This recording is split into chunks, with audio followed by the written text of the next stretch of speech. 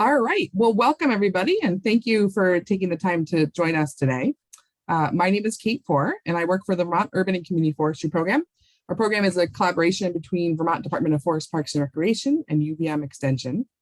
Today's webinar is actually our fourth in our Town Forest webinar series, and I see some familiar faces and names out there. So I know many of you guys have joined us before for other webinars. It's great to see you back again for another webinar in the series.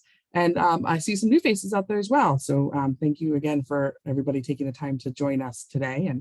And these webinars are actually, for those of you who have been a part of the series before, you know that these webinars are actually part of a broader project that both Keith and I, as well as other partners I'll mention in a minute, have been involved in. And the project really was designed to highlight the roles of community forests, and in particular town forests, as models of stewardship. And so in addition to these webinars, we're excited to be launching some new resources in the coming months. And so we invite you to stay tuned for more information about that. As you know, many of you know, this initiative is actually a collaboration, as I alluded to, between UVM Extension, Vermont Department of Forest, Parks, and Recreation, Vermont Land Trust, the Northern Forest Center, as well as Vermont Coverts.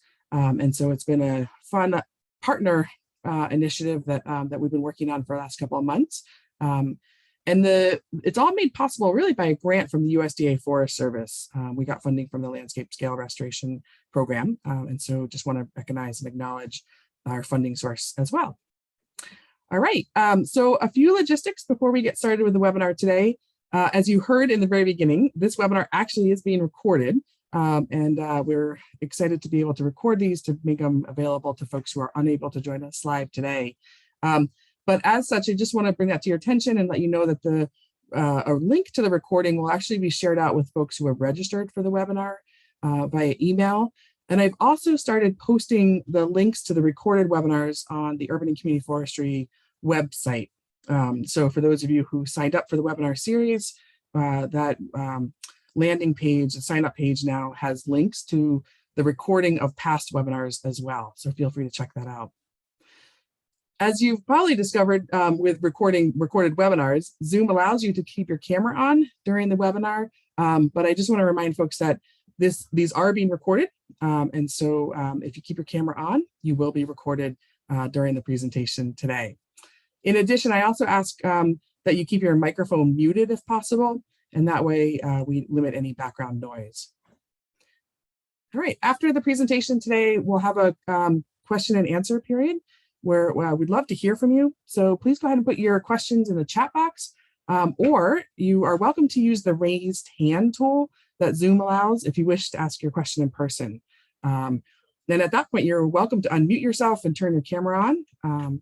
And again, ask any questions live. All right, I think that's it for the overall logistics. And so with that, I think we can dive into the topic at hand today. So just to kind of walk you through our plan for the webinar, today's webinar will begin with a presentation from Keith Thompson with Department of Forest, Parks, and Recreation. And then we'll hear from Sarah Downs, who is the chair of the Enosburg Conservation Commission. She'll be talking to us a little bit about the work of the Enosburg Town Forest. We're also joined by Dan Seeley and Jessica Boone from Richford, and they'll be sharing about their work up at the Richford Town Forest. Finally, again, towards the end of the webinar, we'll have an opportunity for folks to ask questions. So we look forward to hearing from you. And again, feel free to put those questions in the chat box at any time. So with that, I think we are ready to go ahead and get started with the presentations. Just a quick introduction to Keith. Keith is the Private Lands Program Manager at Forest, Parks, and Recreation. And among the many hats that he wears, he oversees the County Forester Program. Many of you folks are probably very familiar with the County Foresters and the work that they do. Their work includes everything from working with landowners on Vermont's Use Value Program to working with communities on the planning and management of town forests. And so with that, Keith, I'll go ahead and stop the screen share and turn it over to you. Great. Thanks a lot, Kate. I'm going to get my screen shared here and go.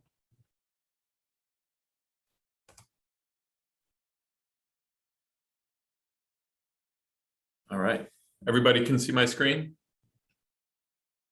Excellent.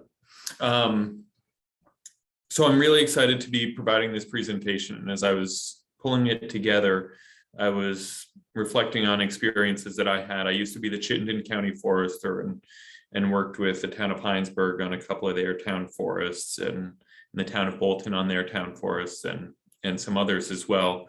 And I think one of the important takeaways as I give this presentation is really that no forest is the same, no community is the same, and communities are filled with people with a diversity of values. And so there's no blueprint for how to approach town forest planning that's going to be the perfect fit for all towns.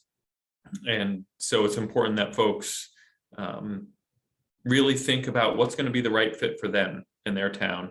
And but I think that there are some things to draw on when considering that, and I've tried to encompass some of those ideas into this presentation.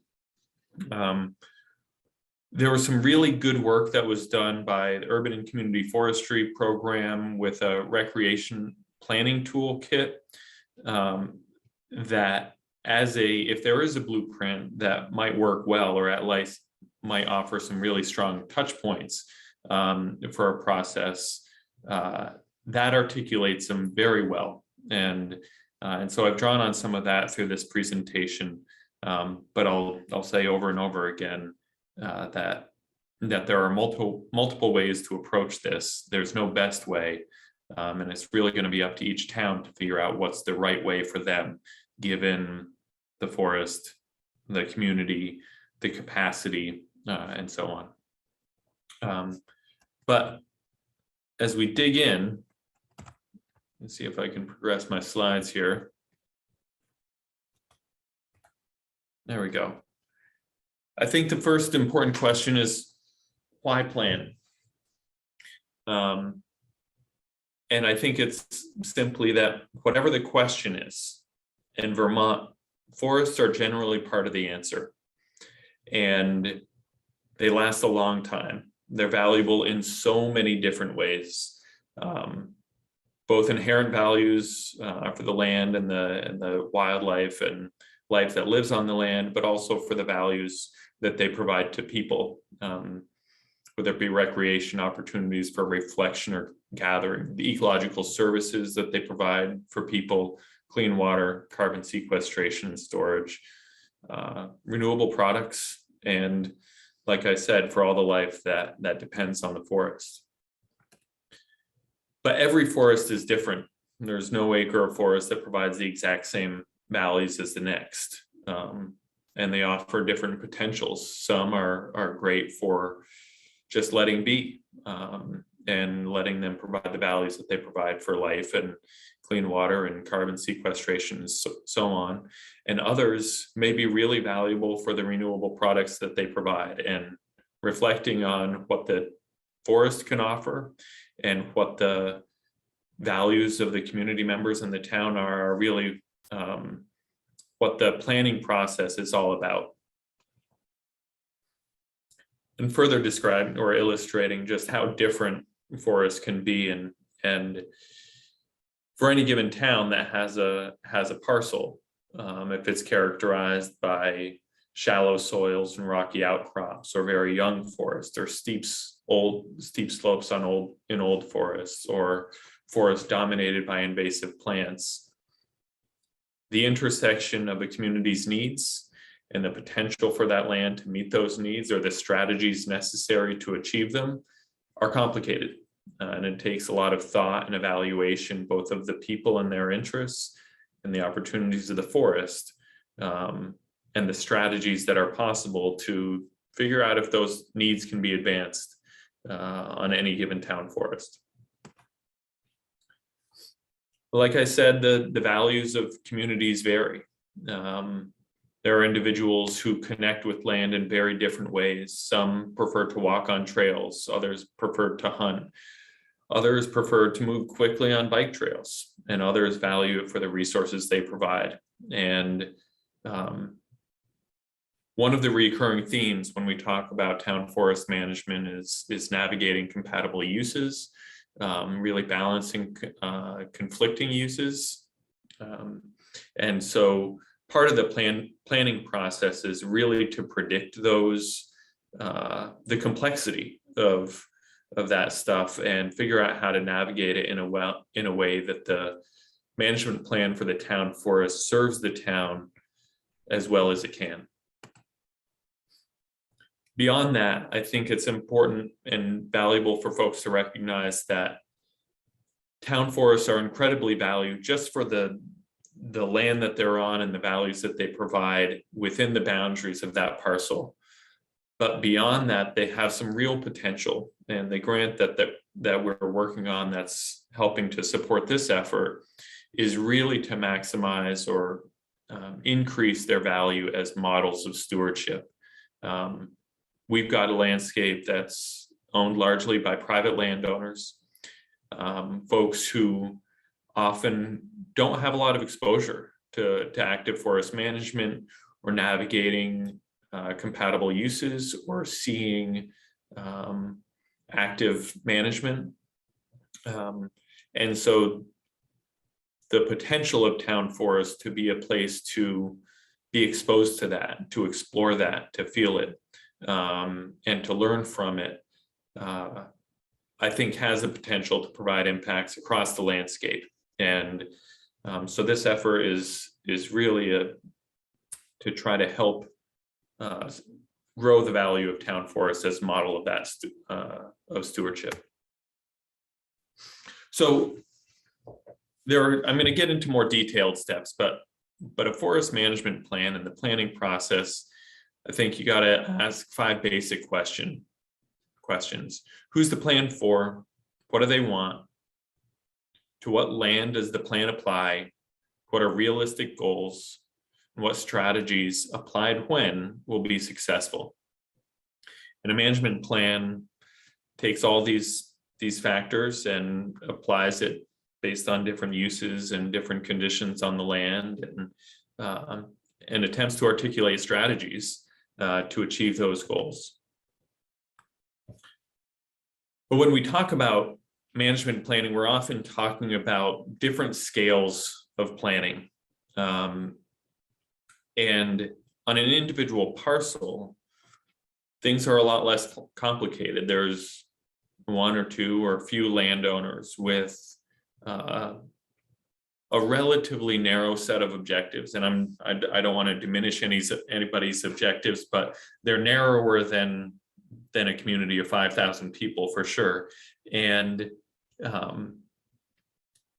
so a management plan for a town parcel that needs to reflect the diversity of values of a community can be much more complex. And it's the intensity of use, whether it be recreation or otherwise, also has the potential to be greater. And so I've broken out 2 scales of plans here, and they're often combined into one, but I think it's important to consider that on one hand, there can be a very broad forest management plan, a plan that provides a framework for management of a town forest, establishes the purposes, establishes the processes for evaluating uses. And while it may generally describe the conditions, it doesn't necessarily go into great detail on those. It may designate areas for different levels of use, type, or intensity. It often sets policy. For instance, some town forests will choose to be closed during certain hunting seasons to support control of herbivory and provide opportunities for hunting and things like that, or may set requirements to close certain recreational trails during wet weather.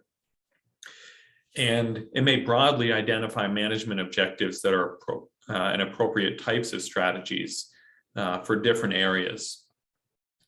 These management plans, these broad framework plans, are very, very useful for balancing values and navigating continuous community use.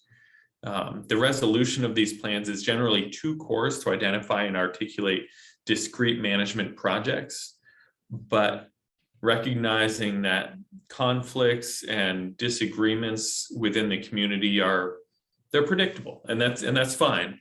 A management plan at this scale is really helpful to help folks navigate those conflicts predictably and fairly, and help articulate and demonstrate some of the values that have been articulated by the community during the planning process. An activity plan, it's often also called just a forest management plan, but there's a different scale of a plan that really establishes very specific management objectives, provides very detailed description of forest conditions, and identifies very specific management strategies or practices for specific locations and timelines that will be implemented. These plans are very useful for location-specific descriptions and strategies.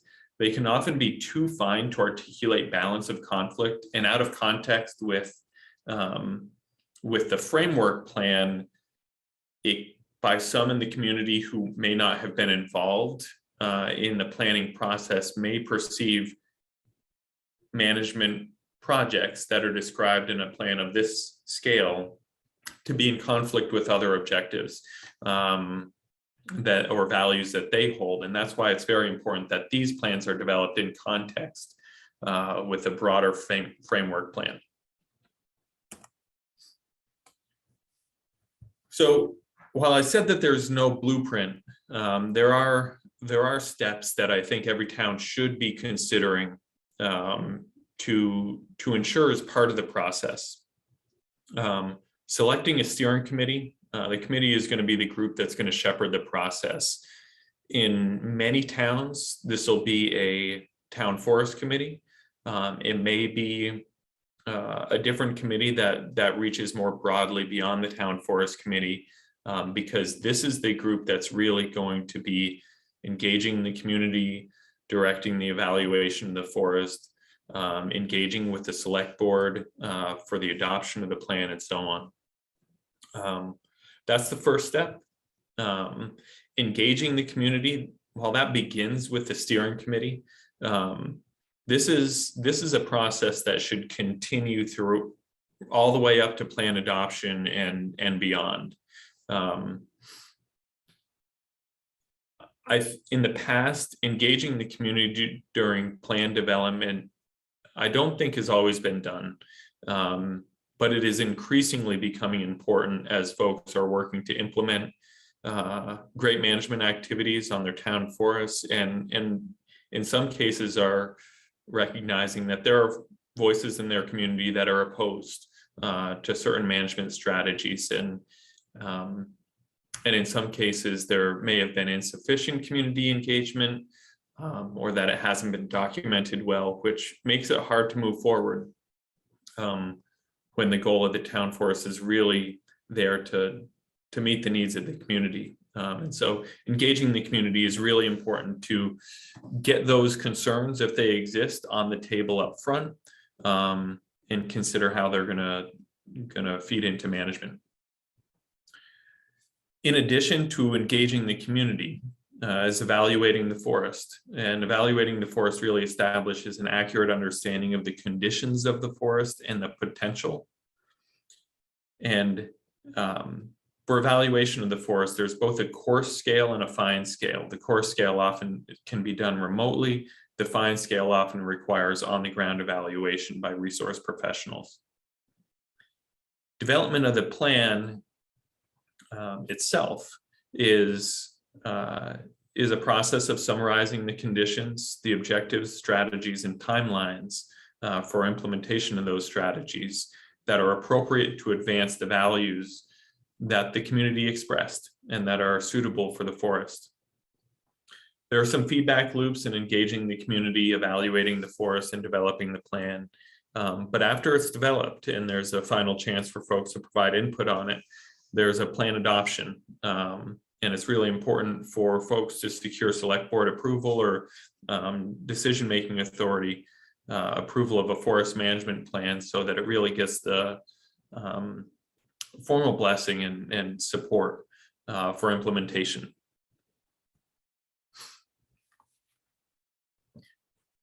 because the first step of preparing a forest management plan is really who's going to do this work. And we call it a steering committee here. Again, it could be town forest committee or others. The responsibility of this group in the planning process is to support the representation of community interest and to ensure community trust of the process, to support trust in the plan implementation.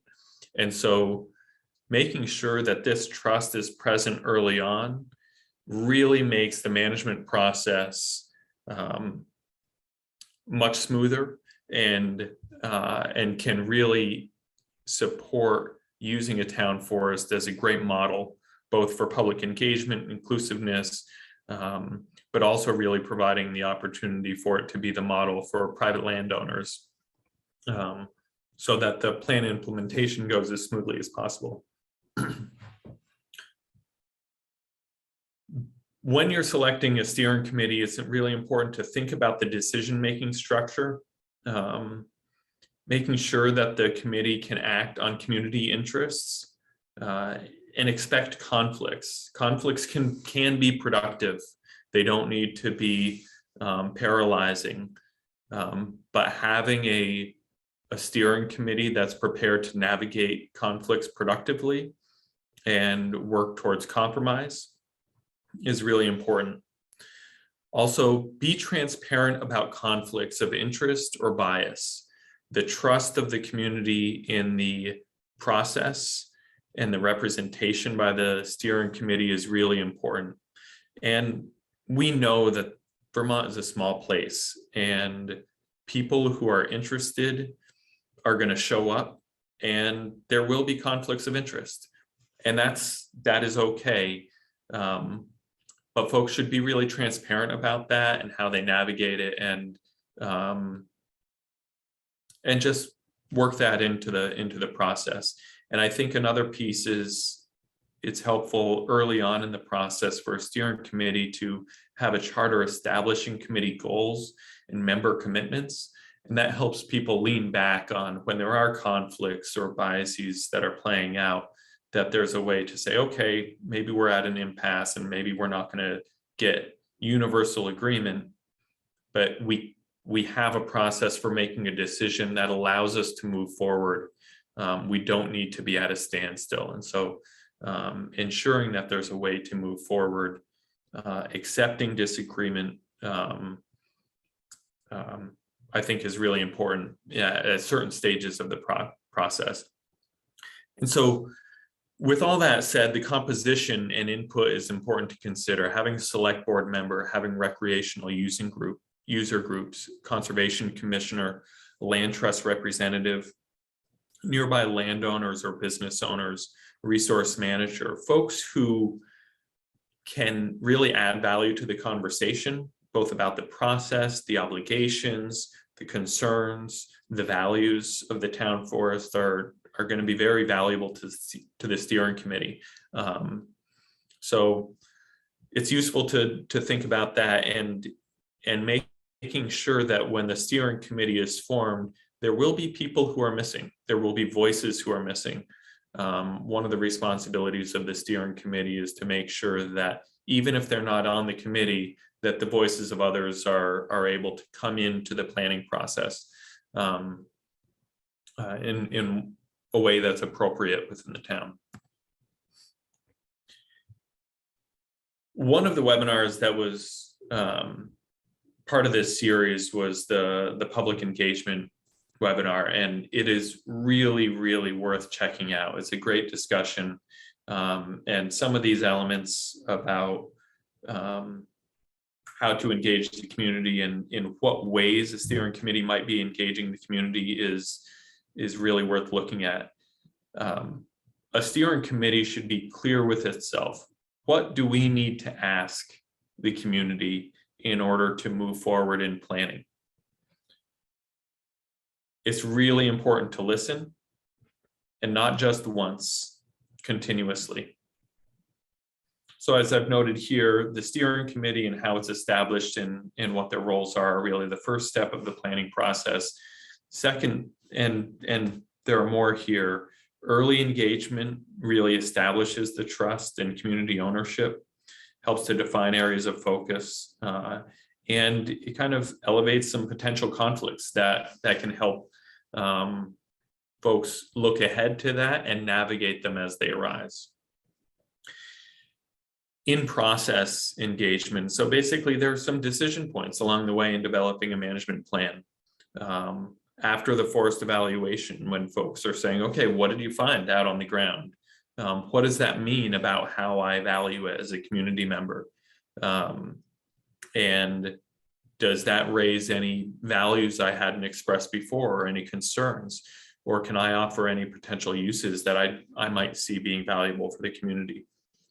And then after drafting of the plan is, I think, a really important part, so that prior to adoption, folks have a say. Folks are empowered to express their opinions about things. And the steering committee has an opportunity to consider that and evaluate it. It's really important during the process that a steering committee is being clear about in what way the community is being engaged. They may just be informed of the process. They may be consulted.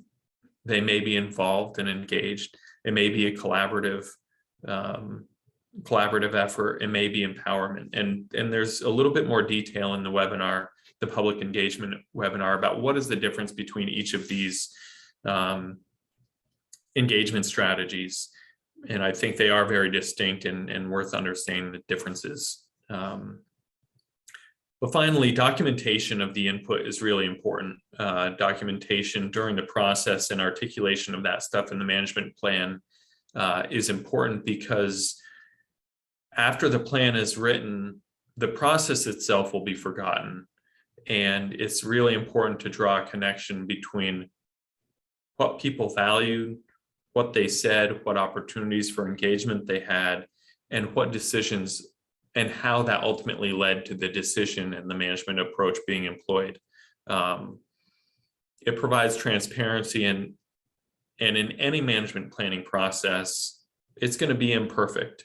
But by documenting it, we can say, here's the reason we made this approach. And if it was well-informed, great. And if it was not perfectly addressed, or if it was misunderstood, it's helpful to have it documented so that a community can adapt and move, take a positive step forward from that place, where folks are trusting that they're being listened to. With that said, there are common objectives that communities hold in the for their town forests. Wildlife is really important. Recreation, aesthetics, water quality, climate adaptation, climate mitigation, forest products. I think it's important with this list to recognize that there are a lot of folks who will say, I love wildlife, but certain wildlife species need very different things. And so one person's wildlife objective for chestnut-sided warbler may be very different than another community member's goals for wildlife, which applies to American martin or something like that, because they have very different habitat requirements. Recreation is the same thing. Some folks may choose to recreate by walking in the woods. Others may choose to ride an ATV. These may be compatible uses, but they may not be, depending on the opportunities. And so while wildlife or recreation or some of these things may appear to be compatible, common values, when applied on the ground, they may have some conflicts, and it'll be important for the steering committee and in the management plan to predict those and figure out how to navigate those. While there's a lot of work that's involved in developing a management plan for a community, in almost every case, there's been a lot of work that's already been done. You aren't starting from scratch. Pull together all the existing information. There may be easements on the property. There may be an existing management plan. There may be historical records. There may have been college projects out on the property. There may be baseline documentation associated with conservation efforts and more. That's a lot of progress can be made by doing a comprehensive gathering of existing information.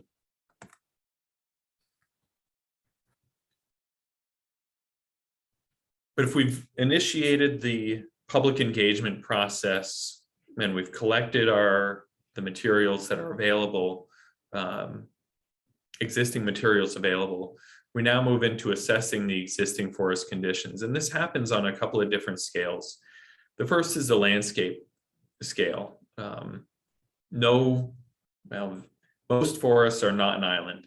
And so they exist in a landscape of other forests or development. And the value of that forest, it's often for a whole bunch of values, is often in relation to the surrounding landscape.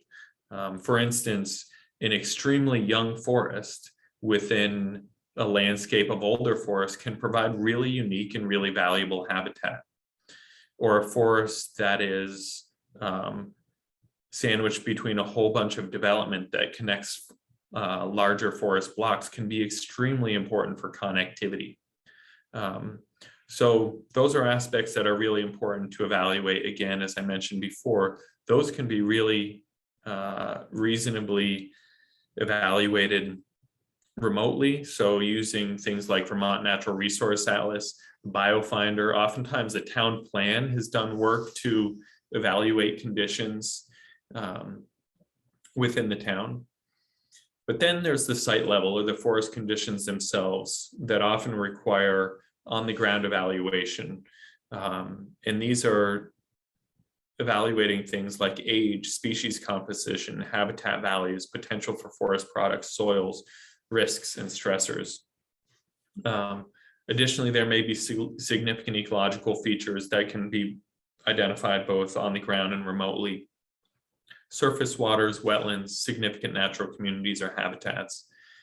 And then current access, depending on the various uses that might be appropriate, and the current uses of the property are important to consider. When folks get to the point of site evaluation, it often requires field work, and that requires planning. And that might, at times, if county foresters have capacity, they can support at some level of inventory. Some other features may be better evaluated by contractor or ecologists.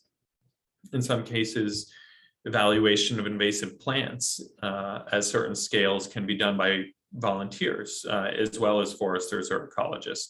But the inventory methods and what information is actually being collected are often defined by the community values and objectives. For instance, if there's a town forest that has zero interest in timber management, the evaluation of the forest and the data that might be collected could be different than if a town was very interested. The same might be true for carbon or certain wildlife habitat values. So having a sense of what values are going to need to be pursued in the management planning process can help inform what data is collected and help inform the time frame and the contracting process or the process for collecting that information. When we've done a good job on collecting community values and getting that input, and we've done some field work, we really begin to put together a puzzle. And every element of the forest is evaluated. An example here is we go out, we see a road that's washed out. The community has expressed that they care about water quality. The potential of that site is to restore it, to both improve access and to prevent further degradation of water quality. And so this is an illustration of what's going on in the heads of folks who are evaluating the conditions, considering the management objectives, and then in the management plan, if this is the road on the left is the condition they find on the ground, they say, in this time of year and in this year, restore this road. They consider who might be contracted and so on. And this might happen, in 15 places across a property, in addition to other management strategies and considerations. One of the big challenges that towns have is navigating towards compatible uses. It's really important that folks really aim for a win-win approach to community forest management planning. And one of the ways that I think really works for folks is if they approach a yes if response to forest compatible uses. For instance, Heinsberg has said there's a portion of our road infrastructure where we are willing to have ATVs and horses. We're unable to have them elsewhere. We will consider expanding this use if there's a user group that's willing to step forward and take responsibility, and we can discuss what expansion would look like. In that case, user groups haven't stepped forward, but they haven't said no. And I think that opportunity for a conversation to navigate towards compatibility is really valuable, and it helps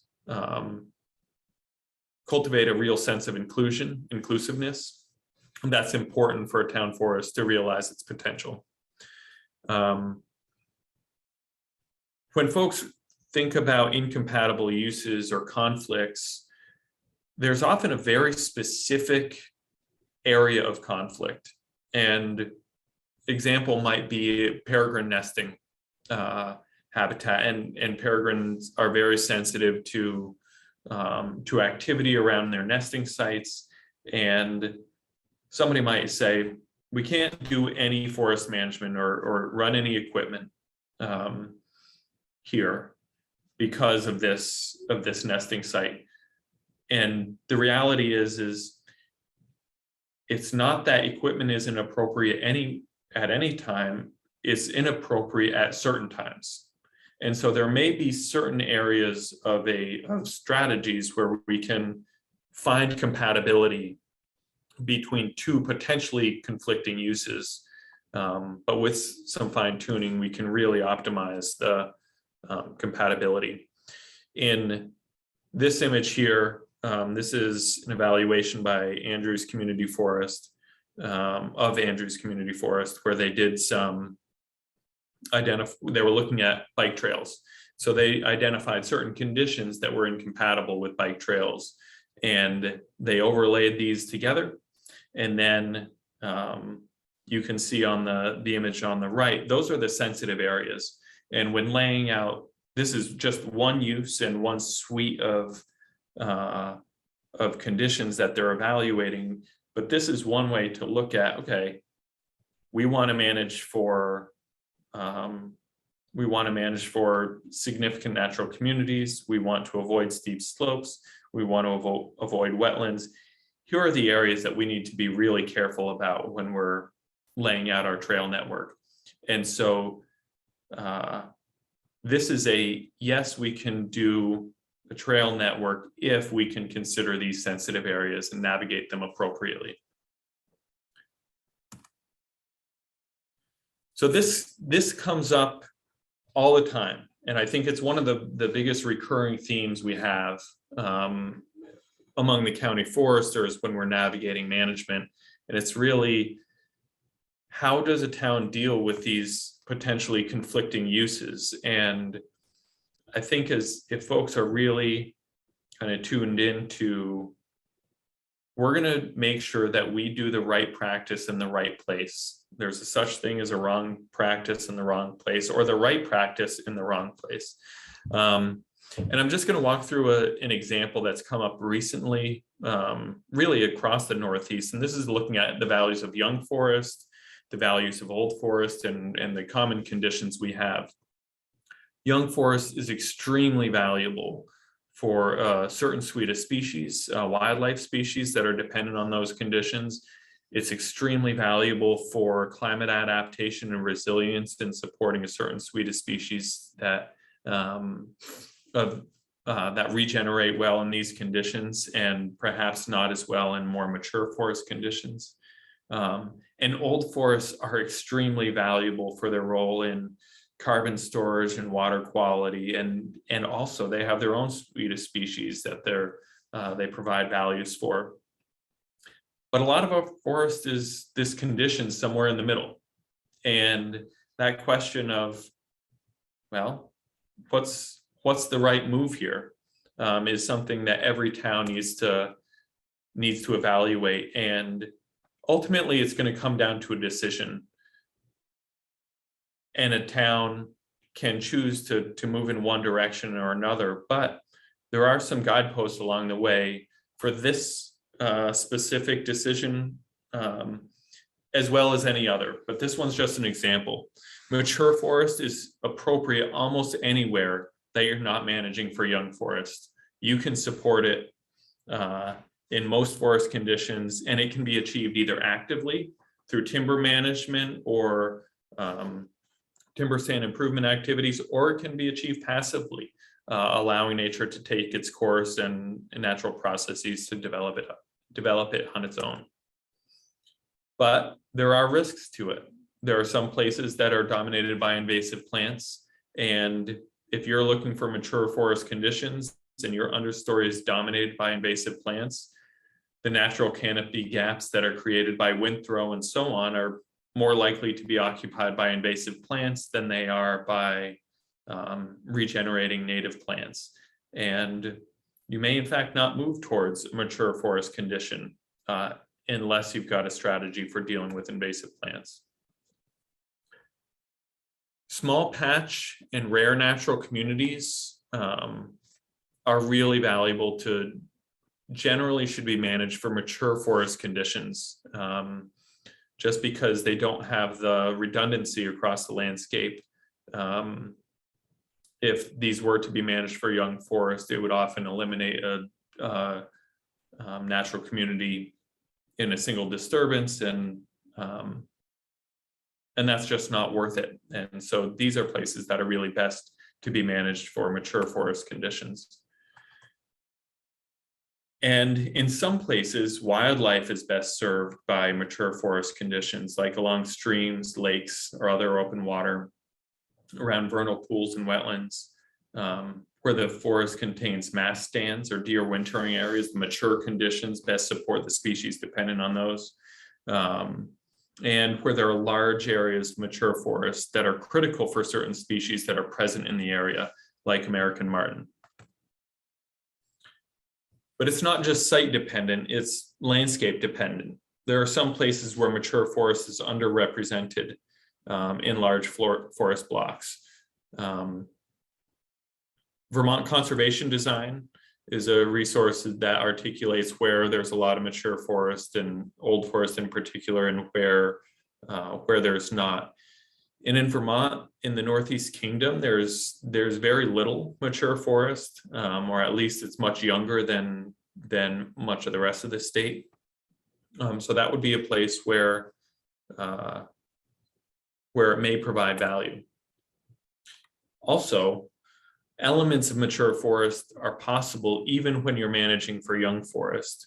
So you can retain elements, larger trees, standing deadwood, things like that can persist for decades and help provide diversity in middle-aged forests that would otherwise be unavailable. So some of these decision points are not black and white. Some of them can be navigated towards, there can be some creative solutions. What about young forest? Young forest is valuable where it's got the best potential to contribute to functional habitat. In some cases, timber management objectives are advanced at the same time that young forest. So you have mature plantation, if you're managing for saw timber, and you say, well, these trees aren't gonna increase in their economic value, and it's appropriate to regenerate this. You can regenerate it for timber value at the same time as supporting young forest values and the wildlife habitat values. I think it's important to recognize that young forest can be in conflict with habitats and sustainability where there are rare, sensitive, or irreplaceable conditions. So folks want to make sure that those aren't lost or degraded in the process of supporting young forest. So there are some places that are going to be more or less sensitive to managing for young forest.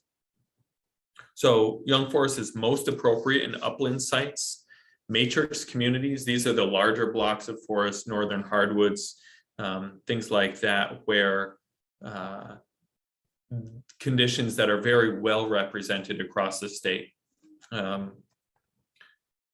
In regions that are lacking young forest, or in mature plantations, places that have been high graded where all the economic value has been harvested, that might be an appropriate place to manage for young forest. Or invasive infested blowdowns. In Chittenden County, we had a pretty big windstorm in 2010 and 2013, and found that some places that had invasives in the understory where the blowdown occurred, invasives really responded to that windstorm.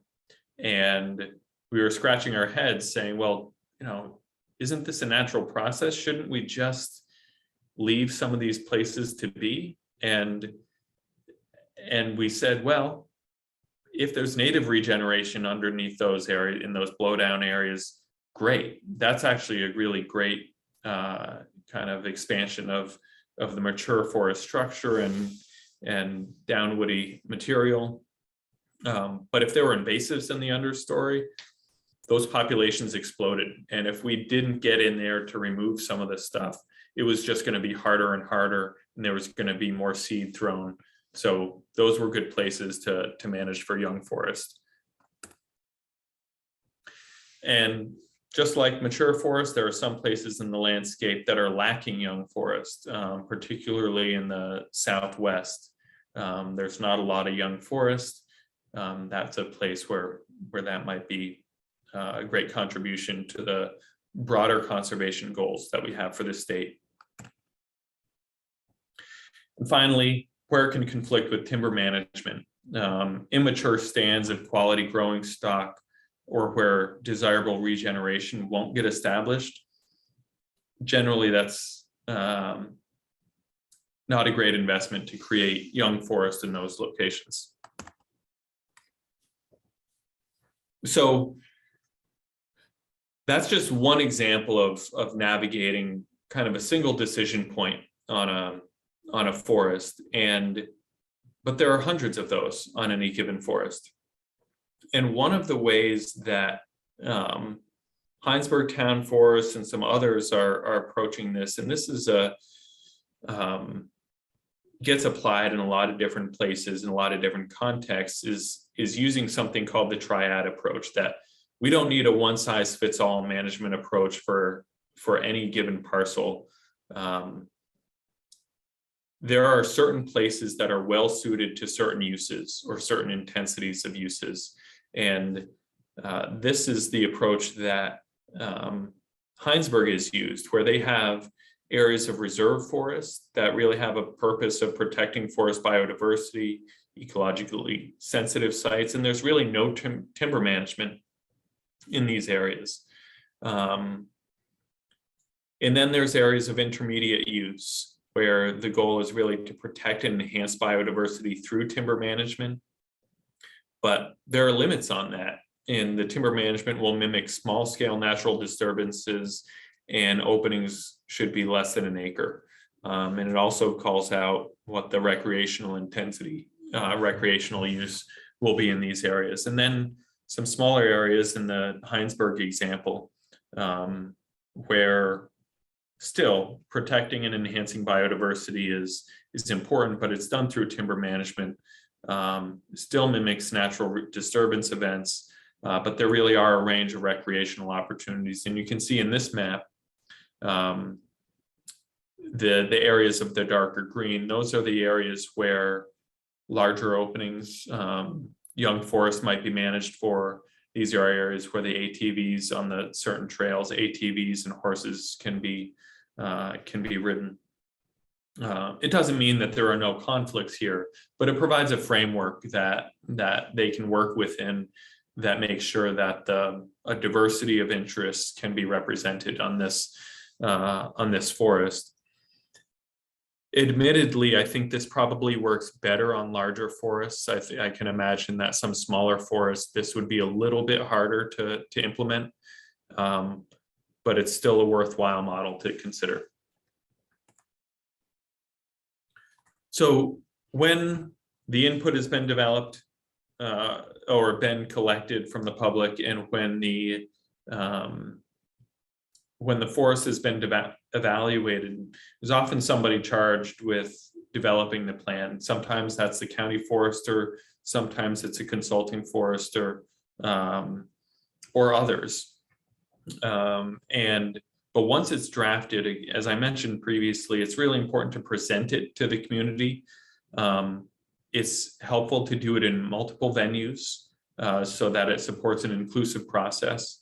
And as I mentioned before, document the public input and the forest conditions that logically lead to the strategies that are proposed. I think that's logic is really important for the credibility, not just at the conclusion of the process and the final adoption, but 10 years out or more, when folks are looking back to this plan and saying, they recommended doing this. Why did they say do this?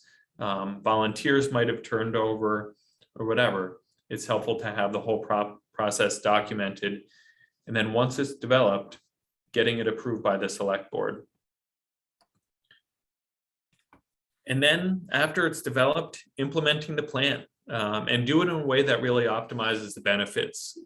Getting school groups out there this was a VYCC group that was out there dealing with invasive plants that were released following a blowdown. And really showing off the work that gets done, really engaging the community in it, and reflecting on, did we get it right with the management plan? If you didn't, fix it. And I think that's totally appropriate. I hope that folks are ready to adapt and listen to folks if it doesn't feel like you hit the mark. There's so much opportunity on our town forests. I think getting a solid plan that represents the community's interests, I think has a really disproportionate potential for benefit across the landscape and in all of our communities. So I really appreciate your interest in town forests, in the planning process, and showing up for this presentation. Thank you. Great. Thank you so much, Keith, for such a comprehensive overview of the planning process. So as we shift gears, I invite folks to go ahead and add any questions or comments or thoughts in the chat box. But we're going to shift gears now and hear from our community panelists. So Sarah, if you want to go ahead and line up your screen share. We'll be joined first off by Sarah Downs with the Enosburg Town Forest. Sarah is the chair of the Enosburg Conservation Commission, and she'll be talking to us about their work both in the Enosburg Town Forest as well as their management planning process. So Sarah, looks good. I'll go ahead and turn things over to you. Thanks. Let's see, it will not give me a full screen. It only does these things when you're trying to present somewhere. Let's see. Okay. I gotta go backwards though. Yeah, there you go, Sarah. So it looks like it's yeah, I'll start. So you're off and away. Our experience is like the exact opposite of what Keith said we should do. So but it's a work in progress, and we're always working on it. Like last night was a work at the town forest. We have relied extremely heavily on our county forester and a consulting forester. Our county forester used to be the chair of the commission and the Conservation Commission. We also have a town forest committee that has been elected officials for I don't know how long, and our main job was managing the town forest, but for many, many years it was just managed as commercial. And now we've totally shifted from there.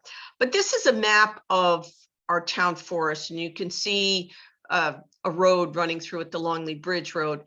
On the right-hand side, it is so wet, you really can't do anything. You can't even really have hiking trails through there. It's very wet.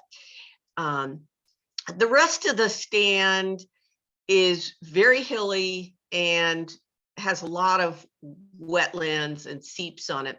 So we don't have a whole lot of options on what we're going to do with it. So our planning was much simpler. But about 15 years ago, we wanted to conserve the property. And we thought that was going to be a really easy process. And the select board said, well, bring it to the town. We had written a grant that would cover all the expenses of it. And the town meeting was the most raucous of any meeting that I had been to. Town meeting is never like that. They didn't really, a lot of people who came to it did not know there was town forest. And they wanted to sell it because they wanted to bring their taxes down and sell it so people could put houses there, so that they thought would bring their taxes down, which I had to explain to them. There's like one decent building site, and that is going to bring your taxes up because they'll have kids in there. So we realized we had to do something as a Conservation Commission to make the town forest valuable to the community. And so it's been a process. Our first step was to put this kiosk to let people know we had a town forest. And we rotate information that we put on there. Sometimes it's, we have a map on there and just kind of some general information. Sometimes I have big maps about tracking or fern identification or birds. This was built by the students at the Career and Technical Center and installed there. And so that's try and get kids involved in that capacity.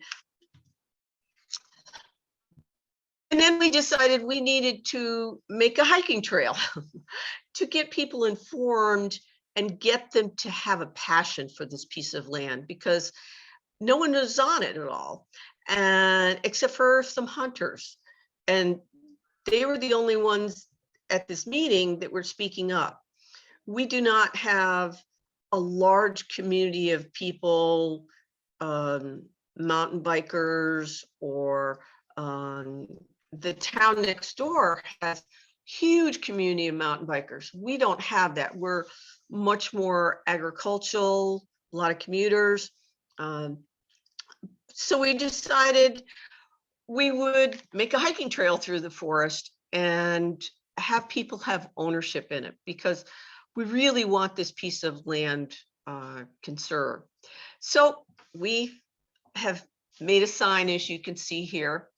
You can see at the bottom, there's a little box, and we have maps there.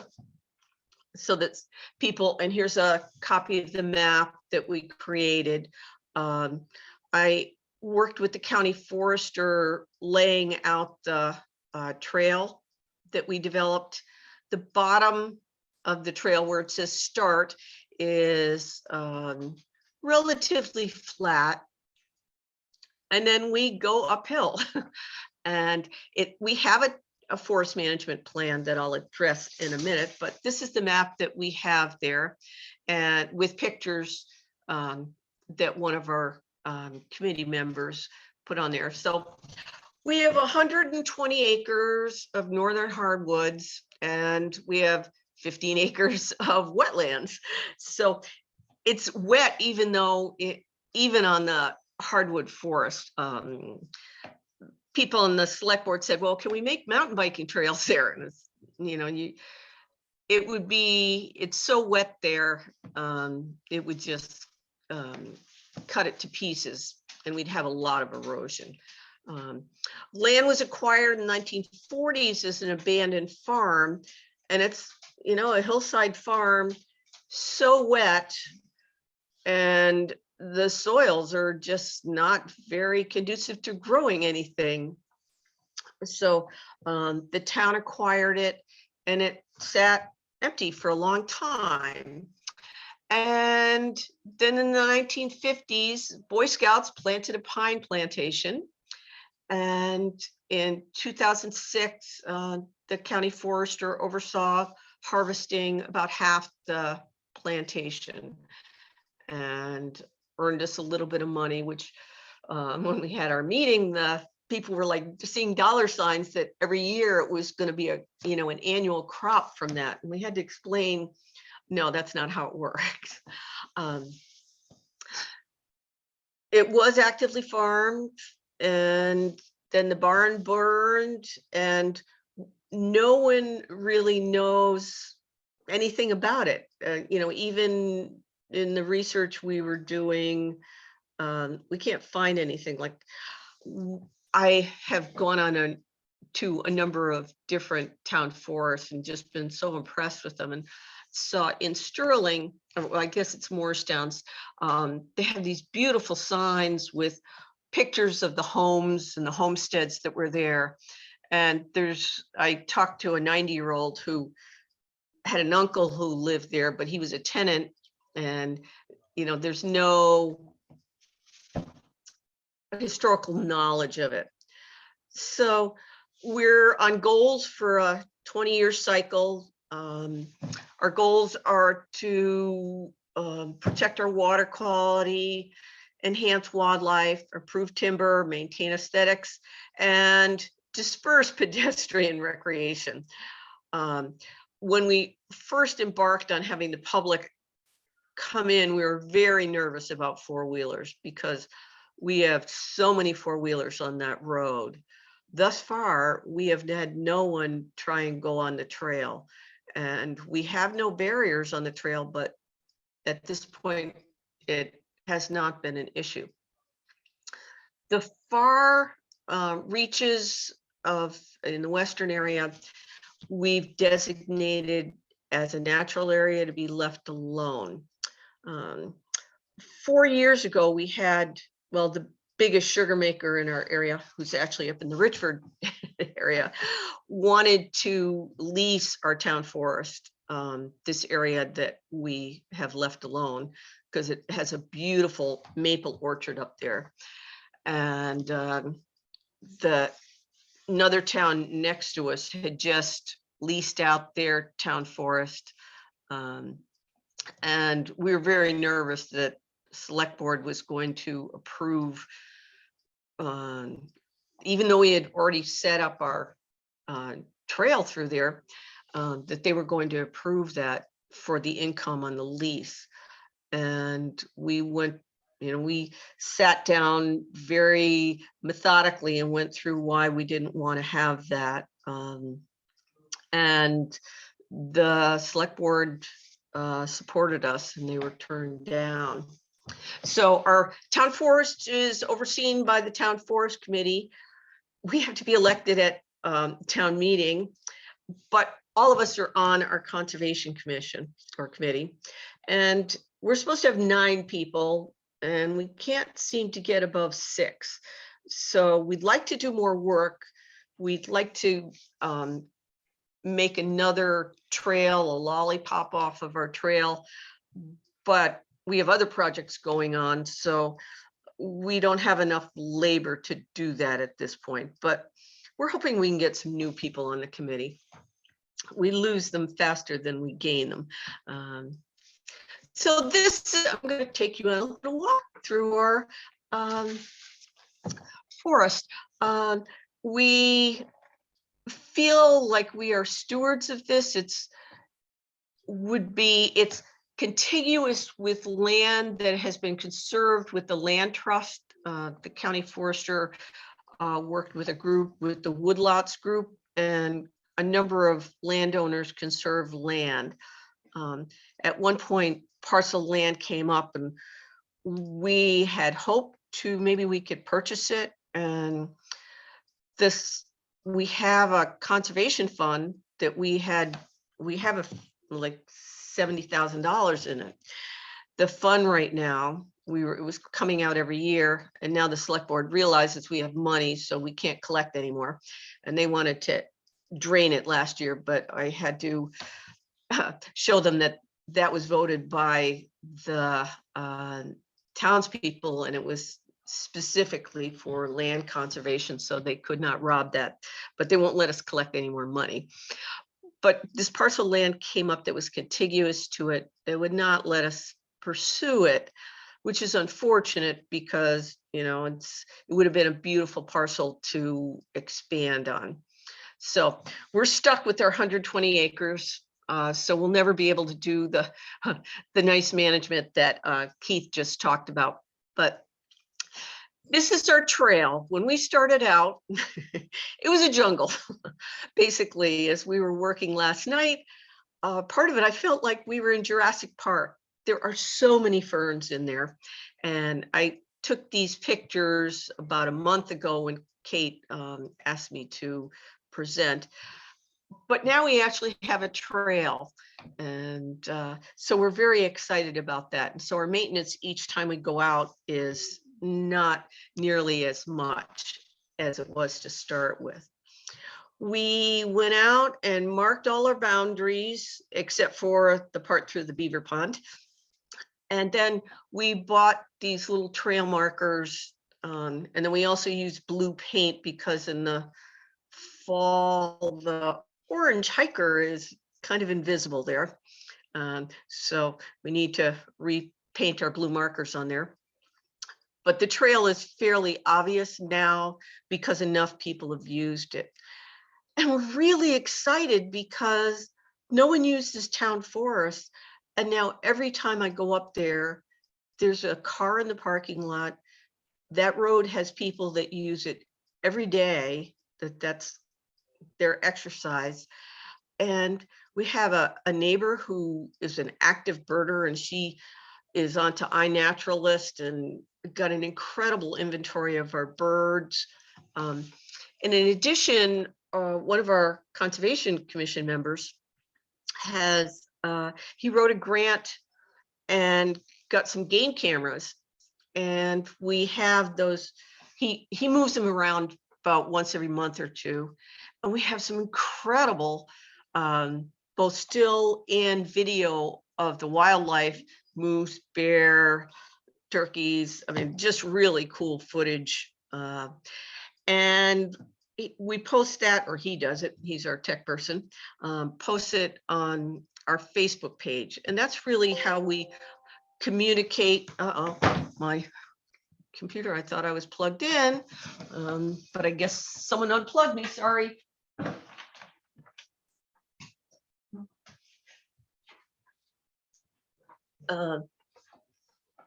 So we've gotten incredible feedback on that. And I think that's really helped our mission of making people in the community really value this piece of property. And I know that it always has been important for some of the hunters in the area because it attaches to it's contiguous with a large block of land that's some of it conserved and some of it I don't know.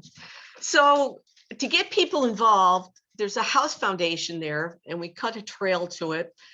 We don't know anything about it, but we're hoping this sign will get people curious and maybe someone will come out of the woodwork to let us know about it. You know, there are houses on the road now, but for a long time, there weren't many houses on this road because there was no power till about 20 years ago. And so based on going up to the Sterling Forest, and I saw their beautiful signs, I brought it to the group. Maybe we should do some signs and do some education with them.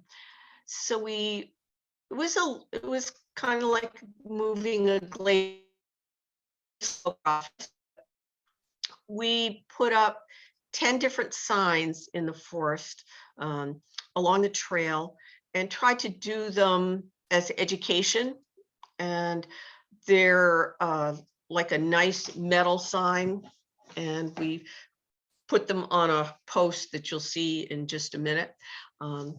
We discovered this little mystery foundation, and this 90-year-old man whose uncle lived there thought it might have been a sugar house, but he had been to the house, but never up in the woods. And so we're hoping it gets people guessing. And here's the foundation as it looked a month ago. And it's in the center, we found an old hoop that I think came from a barrel, and it's on a hillside. So that's our little mystery for people in the community. So here you can see what the sign kind of looks like, and probably 90% of the trail has ferns on it. And you can see there, our inventory was sensitive, interrupted, New York, lady, royal, Christmas bracken, cinnamon, ostrich, intermediate, woodford. So it is just amazing the amount of ferns there. And clearing the trail is basically keeping the ferns, that some of them are head height there this year, is pretty amazing. And going with our theme of trying to educate, people who are removed from the land, we want them to know what a glacial erratic is, if they haven't taken a geology class, and make it kind of an adventure for kids. And then finally, we spent a lot of time on coming up with rules and regulations. Opposite of what Keith has done, we've just worked as our committee that figured if someone didn't like our rules, they'd come forward. And the select board, we sent them a copy of the rules, but we didn't ask for their approval. We just made the rules because we felt like they had given us the power to make the decision. The only thing we don't have decision or power on is how to spend the money that's in our kitty.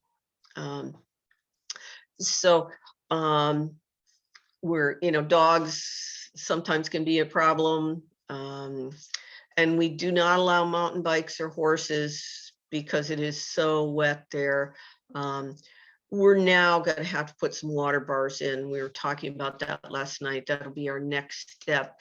Up until recently, there hadn't been enough use on it, and now we are at that point. We don't close it off for hunting, and just remind people to wear blaze orange. And so that's our kind of our journey. We're very excited to see how heavily it's been used, because when we started this, it was kind of like spitting into the breeze, and you don't know where it's going to land, if anybody's going to be interested, because we didn't have any starting point from it. And so we're really happy about it, and get a lot of good comments, and we get a lot of good comments on the Facebook page, how much people like the town forest. We do a bird walk every spring. We bring in either a local person or someone in the county. And so we familiarize people with that. And then every February, we do a snowshoe up there. And, we put the word out. We do coordinate with our local rec committee and Rise Vermont. So we've gotten quite good turnout, and try and do those as educate, not just walks through the woods. Nancy Patch, our county forester, has narrated a couple of them, but usually I do those, and do some tree identification and soil, and talk about forest communities and ecosystems and land conservation, why it's really important, and all those things that are important. Every June, we do trail work up there. I think now townspeople see this as a really important resource, and I don't think we'll see any clamoring for people to sell it so that they can get the tax dollars out of it. Although with what the value of land now, you never know. But I think that our select board is very different, and that we have a community base that really values our town forest now. We do have a whole town map that we've made, and we put that around the town and the village in little boxes, and we highlight our town forest that we want people to go out there. So I hope sometime you'll be able to come up to our town forest. It's pretty easy to find, and you can go on our Facebook page and find out more about us. And I don't know if anybody has any questions. Yeah, thank you. Yeah, thank you so much, Sarah. And so I do want to just make sure we have time for our other community folks to share their story as well. But thank you so much for telling us about what's going on up in Enosburg. So interesting to hear. As Keith mentioned in the beginning, there's no right or wrong way to go about this, right? Every community is different, and every situation is different. So let's turn our ears and attention up to over the mountain, I would think, right? Just sort of up to the northwest of you, Sarah, over to Richford. And I'd love to invite Dan Seeley and Jessica Boone with the Richford Conservation Commission to tell us a little bit about their work up in the Richford Town Forest. So I'll go ahead and turn things over to you guys. Thanks. Okay. We're going to do the share screen. We have just a couple slides. Wait a second. How do you do this? You know how to do this.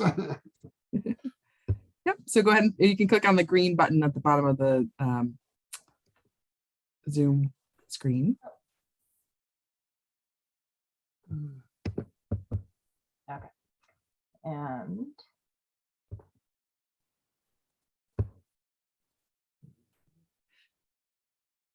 while Jessica's working on the screen share, again, I do see there are a couple of questions starting to come into the chat box. So please feel free to enter questions in the chat box for either Keith or any of the folks on the webinar today. And I see Keith has responded to it, but hopefully we'll have a few minutes at the very end just to have a question and answer session. Okay. okay, does that come up there on the screen? I don't see anything yet. See. Share. Let's see. Yeah. Okay. Yep, looks like it's coming through, guys. Okay. Well, let's see. We've got a strange town forest, mainly because you can't get to it from here.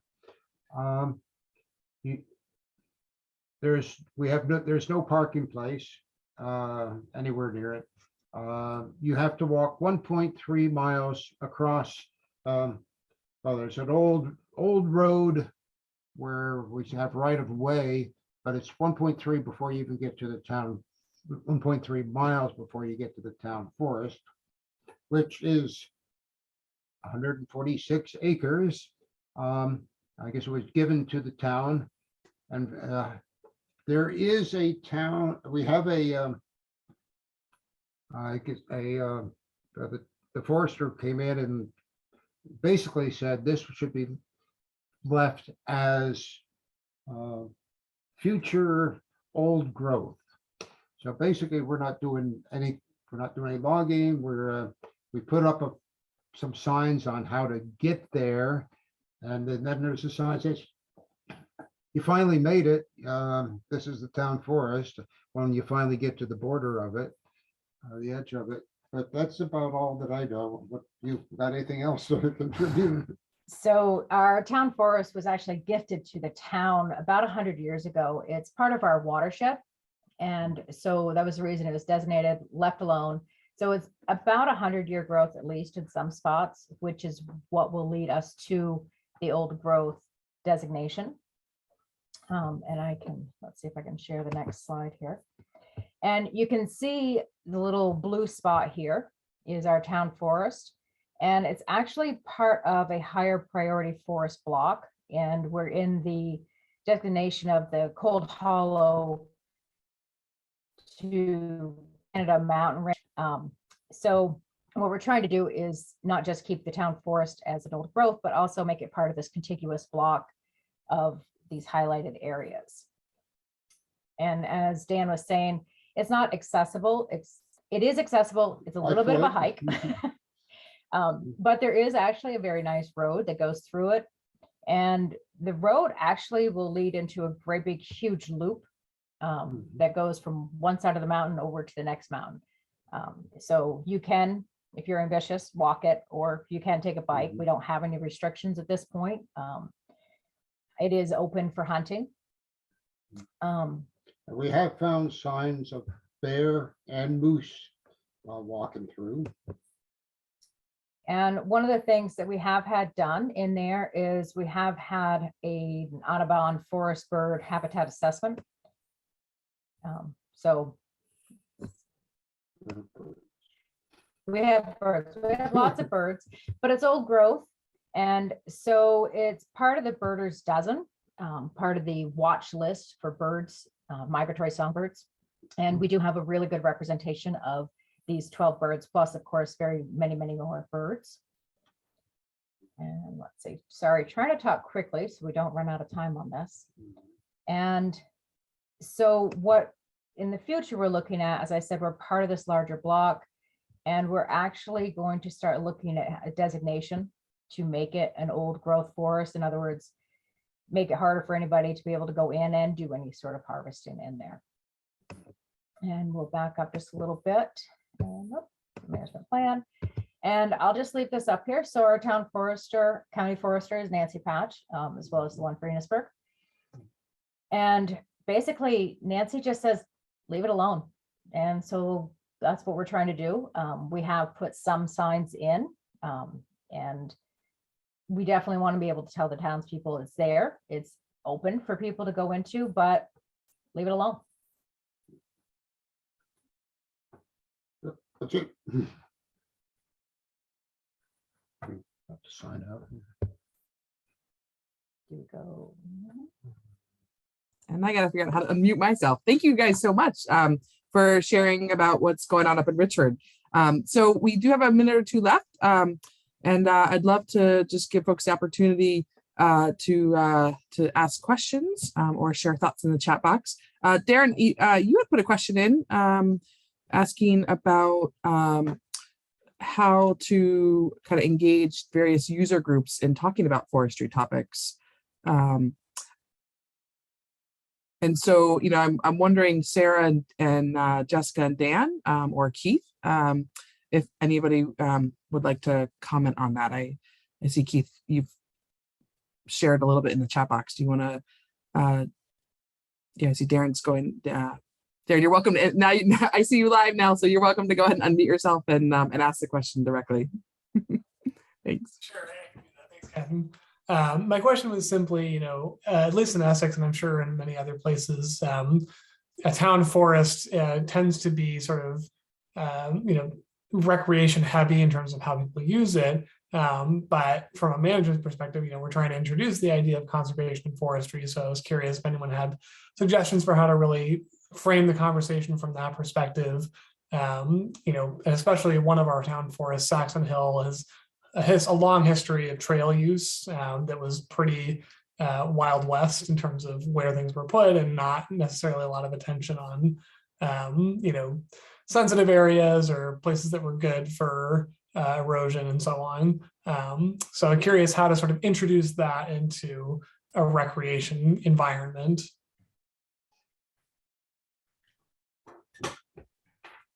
One of the things, and Ethan Tapper, the Chittenden County Forester, has done this on some other town forests, where he does a walk that is presented as a wildlife walk. It's presented as a snowshoe hike or something like that, but the conversation moves beyond wildlife.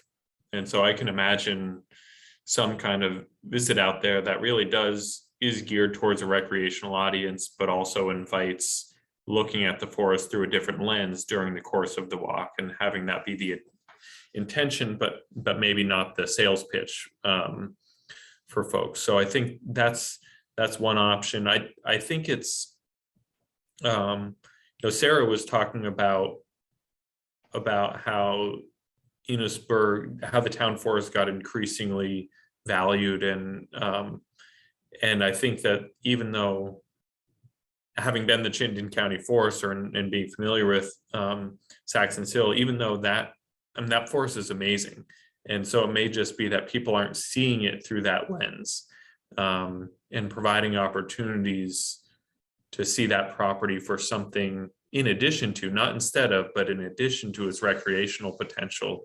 can broaden the view and help folks to appreciate it more than they already do.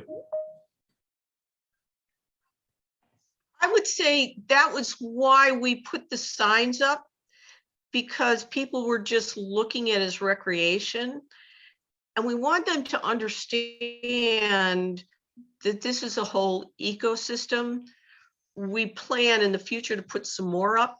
We're looking at that down the road, but thinking, when we started, it took forever to get these signs together. The next ones I think will have something about water quality and climate change, and what an important resource this is, because so many people have no clue at all of how everything is interconnected. And just because it's recreational and it's right here, it doesn't mean it's always going to be here. And it does have, what you do has an impact on everything.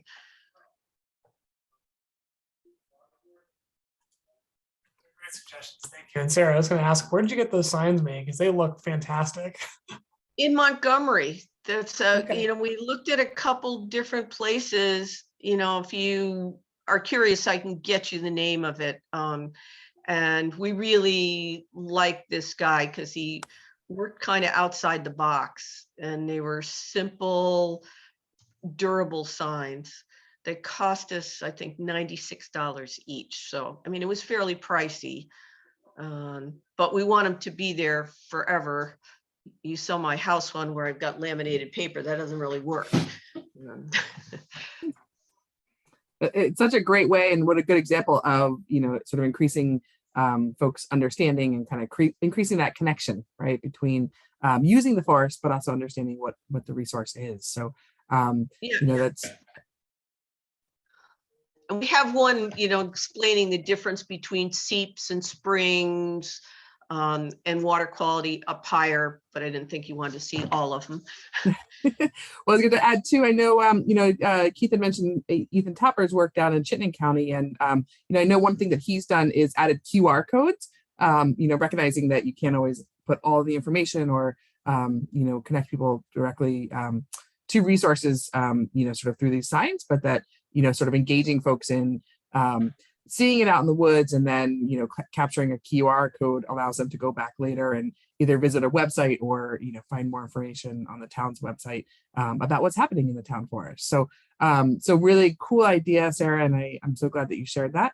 I do want to recognize where we are in terms of time. And so, I just want to thank everybody for taking the time to join us today. Especially, Keith, thank you for giving us such a comprehensive overview and window into kind of the planning process and all the various facets that are involved, and everything from community engagement to to on the ground management. So thank you so much for that. And Sarah and Dan and Jessica, thank you so much for joining us to share what's going on in your town forests. I think there's so much value in learning from each other and hearing what's going on out there. So I just really appreciate you guys taking the time today to join us and share all of the great work that is going on in your town forests and that you guys are really championing locally. Yeah. So thank you so much. Thank you, everyone. That was very useful for working with our towns. So Great. Thank appreciate you it. so much, John, for joining us, and Darren, of course, and other folks who are on the webinar today. Thank you again for taking the time to join us. And just a really quick plug for our last webinar in the series. So today we talked about planning. Next week, we'll dive into stewardship and implementing a management plan. So Ethan Topper will be joining us to talk a little bit more about that. So please, if you're available, we'd love to have you join or check out the recorded webinar after. So again, everybody, thank you so much for joining us today. Again, appreciation to all of our presenters and the folks who were able to join us live. Look forward to hearing more in the future from you and all the great work that's happening in town forests out there. All right. Thanks, everyone.